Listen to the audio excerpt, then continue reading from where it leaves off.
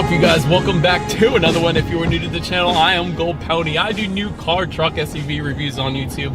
And today, we are in the new 2020 Toyota Highlander, courtesy of Hanover Toyota in Hanover, PA. And so, for the 2020 model year, this one has been completely redesigned. When you add to that Toyota reliability, this is definitely a sure pick. And the first thing I noticed when I got in this one, the seats are ridiculously comfortable. And I've always said this in my reviews, Lexus has the very most comfortable seats. Well, with Toyota making Lexus, of course, I kind of always wondered why weren't the Toyota seats equally as comfortable as Lexus? And I think Toyota may have just done that with the new Highlander. So what do you say? Let's just go ahead and jump right into it. And as always, let's start with pricing. So as expected, there are a few different trim levels for the 2020 Highlander. First one being the L, starting at $34,600. Then you have the LE for $36,800. XLE for $39,600. Limited starting at $43,650. And lastly, the Platinum starting at $46,850. And so, by the way, that was pricing for the front wheel drive setup. If you wanted to add all-wheel drive, simply add $1,600 to any of those prices there. And so regardless of trim level though that you go with, the power plant on the Highlander will be the same. Powering this beast is a 3.5 liter naturally aspirated V6, putting out 295 horsepower at 6,600 RPM, 263 pound-feet of torque, available at 4,700 RPM, power sent to front wheels or all wheels through an 8-speed automatic, giving you 0 to 60 approximately 7.5 seconds, with MPG numbers coming in at 21 in the city, 29 on the highway for the front wheel drive, 20 in the city, 27 on the highway for the all-wheel drive. Either way, taking regular unleaded fuel, aka 87 octane. You do not have to fill up with the super expensive 93 octane in this one. And so at this point, somebody's gonna ask, isn't there a hybrid version of the new Highlander? There will be. There isn't yet. There is going to be probably within the next few months, I would imagine. But as of now, that hybrid trim level is not out yet. Neither are the numbers or specs or any of that information. So that will be saved for a separate video. But so now, before we do any kind of accelerations in the new 2020 Highlander, first I want to mention there are a few different driving modes that actually come standard on this one as well. That button is located just behind the shifter, but that's going to give you eco, normal, and sport. And so essentially what those drive modes are going to do, I just put it in sport mode. It did immediately downshift for me, so it is going to adjust the shift point. So with sport mode, at least, it's going to give you more power on demand. We'll also adjust the throttle sensitivity and the steering sensitivity as well. And so what do you guys say? Let's do a quick little acceleration here in this one, and let's see how quickly we can get this new 2020 Toyota Highlander here up to speed. All right, you guys, and a little rolling start. Here we go. Nice. Yep, that'll work. Certainly no issues with merging onto the highway. Naturally aspirated V6 with nearly 300 horsepower, even in the SUV, you're definitely not going to have any issues with acceleration. With a very linear acceleration as well. And that's one of the things I love about NA engines as opposed to turbocharged engines, which a lot of manufacturers are going with these days, is you don't have that random burst of power with a little delay at the beginning. You just have a very smooth linear acceleration, which I happen to love. So well done, Toyota, for that acceleration. That was beautiful. But so as always, to go along with that acceleration, braking is equally important. And so up front, you will find 13.3-inch ventilated front discs.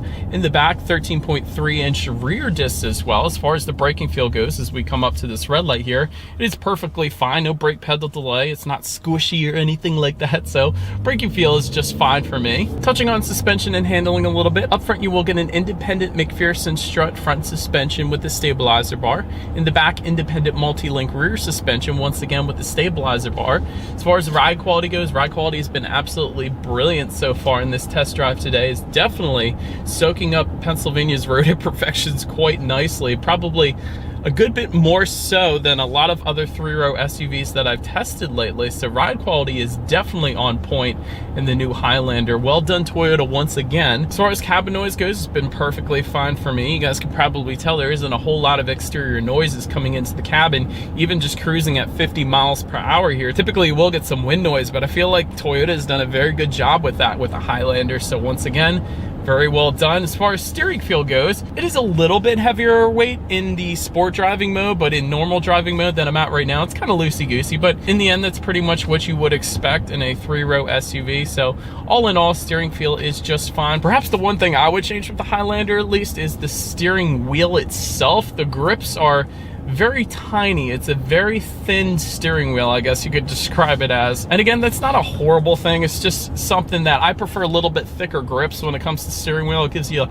little better feel of control over the vehicle, but the steering wheel grips are pretty tiny for the most part here in the Highlander, but it's not a bad thing. I'm sure I would get used to it, but they are much thinner grips than most other SUVs out there right now, so I did want to mention that. But one additional thing, as we are pulling up to the park where we're about to do our exterior shots here of the new Highlander, did want to mention, if you were to go off-road in the 2020 Highlander, there are actually some off-road drive modes as well, and those drive modes are located just behind the other drive mode buttons, all of it located just behind the shifter, but that's going to include mud, sand, normal, and rock and dirt. And so those modes are essentially going to adjust traction control, and so it's going to provide you with the most optimum grip in different situations so you don't end up stuck in the mud or the snow or whatever the case. So, and by the way, there is a snow driving mode just to the right of those driving modes. There's like 3 different sections.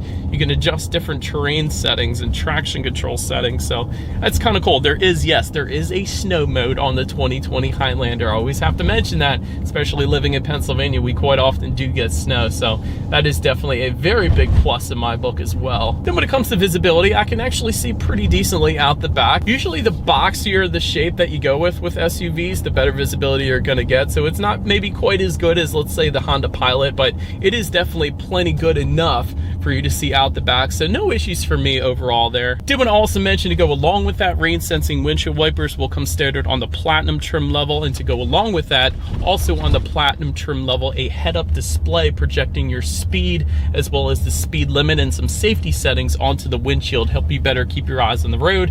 One less thing you have to worry about, so you can better enjoy the drive in the new 2020 Toyota Highlander. But that about rounds out the performance segment of this review. Let's now go ahead and take a look at the exterior of this all new, completely redesigned 2020 Toyota Highlander. All right, here she is, you guys, the new 2020 Toyota Highlander, finished in Blizzard Pearl. Very nice looking color on this one. Let's go ahead and start up front here. Front grille is actually going to differ slightly amongst the trim levels. You will get a material black with a silver perimeter if you were to go with the L, LE, or XLE trim levels. Gloss black with a chrome perimeter if you were to go with the limited or the platinum trim levels. And there is actually some silver accenting on the lower portion of the front bumper, again, if you were to go with the platinum trim level only. But to the sides, LED headlights will come standard across the board with the automatic feature, meaning when it starts to get dark out, those headlights will turn on automatically for you there. LED fog lights coming standard with the LE trim level and up, along with LED daytime running lights, again, LE trim level and up. High output LED fog lights coming standard with the limited and the platinum trim levels, and you will actually get an adaptive front lighting system if you were to go with the platinum trim level of this one. So then making our way to the side of this one, XLE trim level and up is going to give you roof rails up top there. Rear privacy glass coming standard on all trim levels. You will also find chrome belt line molding for all trim levels there as well. Taking a look at the side mirrors, they are body colored power adjustable side mirrors for all trim levels. They will come heated. That comes standard with integrated turn signals, again coming standard across the board. One of the best parts about the new 2020 Toyota Highlander, though, you guys, is there is no black cladding found on the side skirts on this one. With just about every other SUV in its category right now, you will find that black cladding located on the side skirts, which really takes away from the elegant look of any SUV, in my opinion. So I do love that Toyota eliminated the black cladding and made it body colored. It looks so much better, in my personal opinion at least. But let me know in the comment section what you think of it. But anyways, let's take a look at the wheel setup. 18-inch alloy wheels coming standard with the L, LE, and XLE trim levels. 20-inch alloy wheels coming standard with the limited and the platinum. And I don't think I mentioned it yet today, we actually have the XLE trim level here. So you are looking at those 18-inch alloy wheels. Then make our way to the back. Shark fin antenna up top, just below that. Rear spoiler with an integrated brake light for all trim levels. Just below that, rear window wiper. And yet another thing Toyota does very well on just about all of their vehicles. LED taillights coming standard across the board, so a little better visibility, less likely to get rear-ended. That's always a good thing. When it comes to that rear bumper, it's actually going to differ slightly once again amongst the trim levels. Black rear bumper is going to come with the L, LE, and XLE. That's what you're currently looking at right now. You will get a dark gray metallic finish to that rear bumper if you were to go with the limited, and a standard gray metallic finish with the platinum. But just below it all, I think you guys know what we have to do next. There is a single exhaust outlet. So here it is, you guys. This is the new 2020 Toyota Highlander exhaust clip.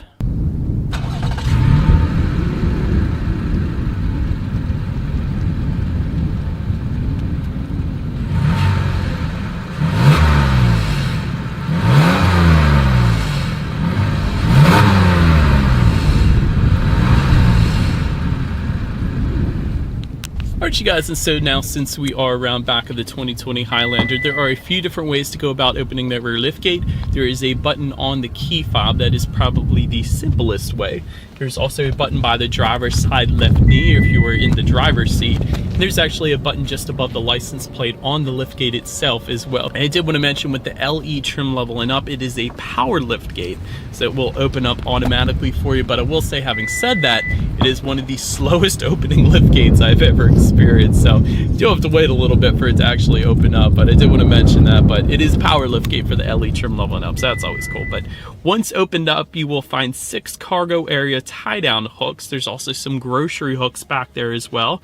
There is a rear cargo cover if you go with the limited or platinum trim levels, and you will find some in-floor storage along with some tools to switch out the wheel and tire combination if you were to get a flat. But there is some in-floor storage back there, so that's definitely a plus as well. But now let's take a look at the cargo capacity here. Behind that third row, it is going to come in at an even 16 cubic feet, which is identical to the 2020 Honda Pilot, by the way. It is an even 16 cubic feet, whichever setup that you go with. So that's kind of cool. Behind the second row, with that third row folded, it comes in at 48.4 cubic feet. It is pretty simple folding down that third row. You just have that little string seatbelt looking thing. You just pull that and then fold down the third row. It's very simple to use, but 48.4 cubic feet behind that second row. With all rows folded, there is a 60-40 split, of course, that comes in at 84.3 cubic feet, which, by the way, beats the Honda Pilot by just a little bit. Honda Pilot gives you 83.9 cubic feet, so 84.3 cubic feet is definitely a good bit of space back there. Not quite as much as the Kia Telluride coming in at an even 87, but still, all three of those SUVs, they're pretty darn similar at that point, so definitely a ton of space behind the first row. All right, and so now making our way to the rear legroom. Third row legroom comes in at 27.7 inches, which I gotta admit isn't a whole lot, quite honestly. For reference, I'll give this a shot. I'm an even 6 feet tall. This is how much space I had back there. So quite honestly, third row is going to be better left for small children. And the plus side of being in that third row, you do have rear ventilation that hits the third row as well. That's going to be found on the roof or the ceiling of this Highlander. So that's definitely a plus, keeping them comfortable. Making our way to the second row, rear legroom comes in at 41 inches even. So this is definitely where you're going to want to put adults if you have any rear passengers. 6 feet tall. Again, this is how much space I have back there. Once again, rear ventilation can be found for that row as well. And I did want to mention, when it comes to bench seating versus captain's chairs, you will get 8 passenger bench seating with the L and LE trim levels. However, you will get 8 passenger seating with the bench seat coming with the L, LE, and XLE trim levels. XLE really can go either way. So this particular trim that we have today, we could have had it either setup, but 7 passenger seating with captain's chairs can come with the XLE, or of course the limited and platinum it comes standard with. But second row sunshades coming with the XLE trim level and up, and this is the big one for me at least. This is something that Toyota definitely did very well. A lot of times with the rear window sunshades, you have to go with the very top trim level of just about every other manufacturer out there, but with the Toyota Highlander, you can get it on the XLE, the limited, and the platinum. That is definitely a plus. Toyota did well with that.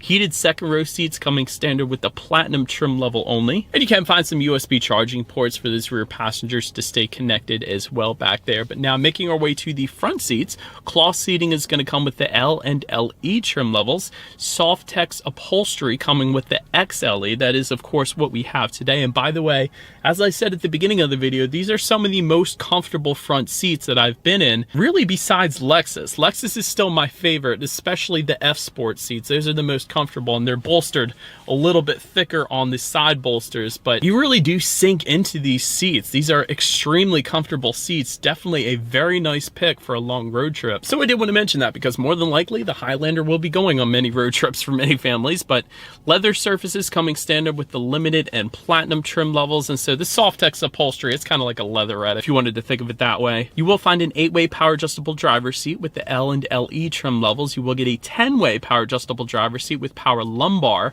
with the XLE trim level, and that includes a 4-way power passenger seat as well. And you can find heated and ventilated front seats with the limited and the platinum. And I will say we do have heated front seats here on the XLE trim level as well. But now let's go ahead and take a look at the steering wheel. Once again, the grips are very thin, but it is tilt and telescoping. It is leather wrapped for the LE trim level and up, and it will come heated for the limited and the platinum trim levels in case you wanted that feature. But making your way to the startup, let me first start by showing you guys the key here. You do have a Toyota Highlander specific key. You can find that on one side of the key, and when you flip it over, lock, unlock, and again that button to pop the rear hatch there. But it is actually all keyless entry across the board, so simply just leave the key in your pocket if you wanted to. Put your foot on the brake and press that engine start button, which is again standard across the board, located just by the driver's right knee there. And so once started up, gauges will do a full sweep. Tachometers all the way on your left, speedometers on your right. There is a fairly large digital display front and center, and so to control what is on that digital display, simply use the steering wheel mounted controls on the left side there, and that's going to give you a ton of different things like safety features, how many miles you have left until you hit empty, outside temperature, there's when you need your next oil change, time of the day. There's honestly a ton of different things you could check out up there, including your driving modes of course as well. Then make our way to overall interior quality. Power moonroof coming with the XLE and limited trim levels. However, you will get a panoramic moonroof going all the way into the back seats if you were to go with the platinum trim level only. Overhead sunglass holder coming standard for all trim levels. I did want to mention, in addition to that overhead sunglass holder, you do have a rear conversation mirror, Toyota calls it, meaning it's kind of like the school bus mirror where you can spy on the kids in the back seat, make sure they're behaving, so that's kind of cool. Auto dimming rear view mirror with HomeLink controls coming standard with the XLE trim level and up. If I were to sum up the trim levels, I would say the XLE is really the sweet spot. That's where most of the features start to kick in. Like these HomeLink controls for up to 3 different garage doors here. I always love that feature because the alternative is the garage door opener device that clips on your sun visor and sometimes can rattle at highway speeds, so I don't like the rattling, so I do like the HomeLink controls. Tri-zone climate control coming standard for all trim levels, so driver, passenger, and the rear passengers controlled by the second row there can set their own temperatures. It's very nice. Wireless phone charger coming standard once again with the XLE trim level and up. Ambient interior lighting coming standard with the limited and platinum trim levels. Did want to also mention there is a driver easy speak voice projection system that will come standard on all trim levels as well. And so that's kind of like the school bus thing. Once again, you can project your voice into the rear seats. It's always nice. But overall, there is a ton of little storage areas I wanted to mention as well. For instance, on the driver and passenger side doors, a lot of times you won't get storage there, but you actually do in the Highlander here. Also, just above the passenger side glove box, you have another little storage area that's kind of divvied in so things don't pop out of it. That's definitely nice as well. Just underneath the climate control in front of the shifter here, yet another storage area. And so actually, I think what Toyota intended for that storage area is you can feed the USB cable up through that storage area and then set your phone right there. So it kind of keeps the wires out of the way. So well done, Toyota, for thinking of that. Even more storage just below that, yet another area you could probably set yourself in if you wanted to. You'll have dual cup holders just to the right of the shifter, electromechanical parking brake just behind that. Of course, all your drive mode buttons. And then if you're wondering where the wireless phone charger actually is, it is underneath the center armrest actually. That is out of the way, I guess you could say, and you can actually fold that up, and that is how you're going to get to all the cargo area, which is insanely deep within this center armrest. There's a tray area there as well, 12-volt power outlet. and really a just ton of space in there. And yet another really subtle interior touch I really loved on the Highlander is there are aluminum sill plates when you first open the door, but when you open the door, there is actually LED illumination on those aluminum sill plates as well. So I don't think I've ever seen it done that way. I've seen the sill plates illuminated themselves, but not actually a light projected onto those sill plates. I don't know, it's kind of different. I kind of like it there, but anyways. So overall interior is definitely finished quite nicely, and there's a ton of interior color options I should mention as well. Though we have the basic black today, there is really a good bit of color options you can go with the interior, which I absolutely love. But now let's go ahead and make our way to the tech display on this one. 8-inch color touchscreen display coming standard with the L, LE, XLE, and limited, essentially all trim levels, but the platinum trim level is actually going to give you a 12.3-inch color touchscreen display up front. Of course, that is not what you were looking at right now, but either way, either setup that you go with, you get Bluetooth and audio streaming, Android Auto, and Apple CarPlay. Yes, for all trim levels. Even the bottom trim level gets Android Auto and Apple CarPlay, and that's always a big one for me because that gives you free navigation as long as you have a smartphone. Simply hook your smartphone up to the Highlander. You have that navigation displayed up there, as well as the ability to like and dislike your Pandora songs. And there's a couple other compatible apps, of course, as well.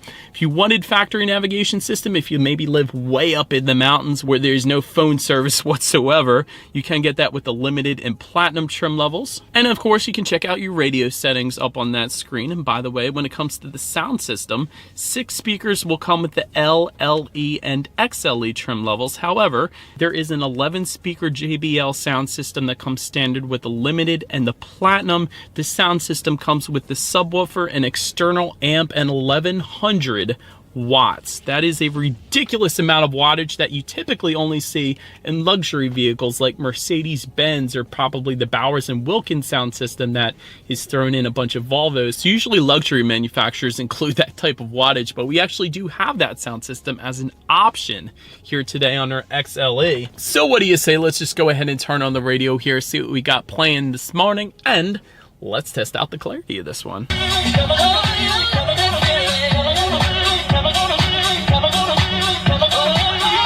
Definitely clarity, I would say, is the most on point with that sound system. Clarity is crystal clear, really, with 1100 watts. That's to be expected. Decent amount of bass, definitely more than enough bass for what you would expect in a 3-row SUV, but clarity 100% on point with that one. But last thing I wanted to mention to you guys on that display screen, at least, is when you do put the Highlander in reverse, you will of course find a rear view camera standard across the board. Did want to also mention with the platinum trim level, you will get not only a 360-degree camera, a bird's eye view, letting you know what is all around you for perfect parking, but you will actually also get a digital rear view mirror. And so what that digital rear view mirror is it will display what is behind you within the rear view mirror. That camera is located on the outside of the vehicle. This is always a cool feature, especially if you're going on long road trips and you have the back completely piled up with all kinds of luggage to the ceiling, to the point where you can't see out of that rear view mirror. But with the digital rear view mirror, the camera's on the outside of the vehicle, you can still see what's behind you therefore, so it kind of helps you back up and things like that. But anyways, it's platinum trim level and up, and that is going to lead us into safety. And so let me first start by mentioning the Toyota Highlander in 2019 was an IIHS top safety pick, so I would imagine it would be at least that in 2020. Front side curtain airbags will come standard. In addition to that, a driver's side knee airbag. In the back, you're going to have latch, aka lower anchors and tethers for children for the rear car seats. Also standard back there, rear child door locks, tire pressure monitoring system, and best part, all trim levels will actually give you Toyota Safety Sense 2.0, which includes things like a pre-collision system with pedestrian detection, lane departure alert with steering assist, lane tracing assist, automatic high beams, dynamic radar cruise control, road sign assist, and